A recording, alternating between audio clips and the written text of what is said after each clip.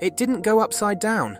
There were no huge banking curves and it wasn't fast. It didn't even have seatbelts. And yet, a wooden, gravity-powered contraption built on the Blackpool seafront in 1891 started an obsession. Long before theme parks, before Nemesis and the big one, there was a ride so simple it barely looked thrilling, yet it made history. In this video, we're diving into the first roller coaster in the UK, how it came about, what it looked like, and how it paved the way for generations of thrill rides to come. Hello and welcome to Rides and Slides. The late 1800s were a time of social shift in Britain, the founding of the Football League, which quickly became a national obsession.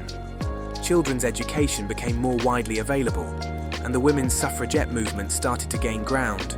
Times really were changing. Railways started connecting industrial cities to the coast. The rise of trade unions meant paid holiday for workers was now much more common. And as a result, towns like Blackpool became booming tourist hotspots. Pleasure piers, freak shows and fortune tellers lined the promenade, but something was missing. Something new. Something exciting. Enter the Switchback Railway, a ride inspired by the work of American inventor Lamarcus Adner Thompson, who pioneered gravity railways in Coney Island, New York. British showmen saw the crowds his rides attracted and quickly adapted the idea for Blackpool. Construction was relatively simple, a wooden track with gentle dips and rises, supported by a timber frame. Cars were hauled to the top by a cable, then released to coast down, using nothing but gravity. No motors, no loops, just movement, physics, and the thrill of speed. By today's standards, it was basic, but for 1891, it was unlike anything most people had ever seen. So why does a ride like this matter?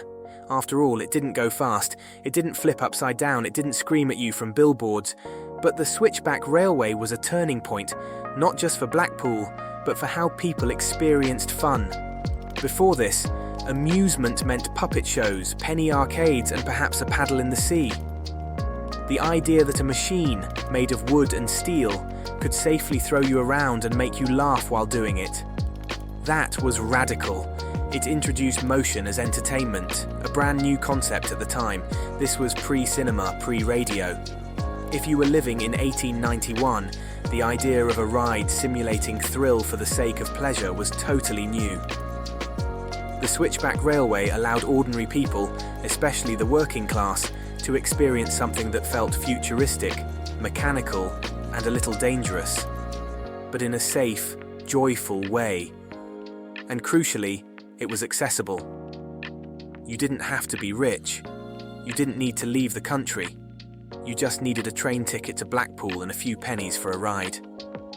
Its success was proof of something bigger. People wanted thrills. They wanted to feel alive, to escape the grind of factory work and foggy cities, if only for a few minutes.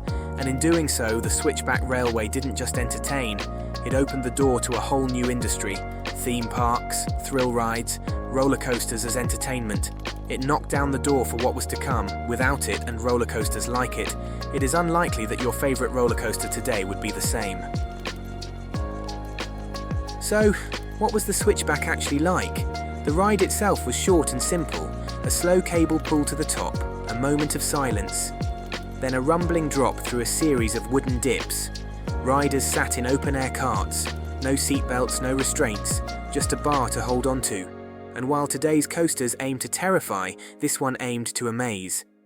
It was less about speed, more about sensation. It was new, it was modern, it was mechanical magic. The Switchback Railway was more than just a ride. It marked the birth of thrill-seeking entertainment in Britain. For the first time, people came to Blackpool not just for sun and sea, but to trust a machine. To be lifted, dropped, and delighted by this engineering marvel. In a world just beginning to embrace industrial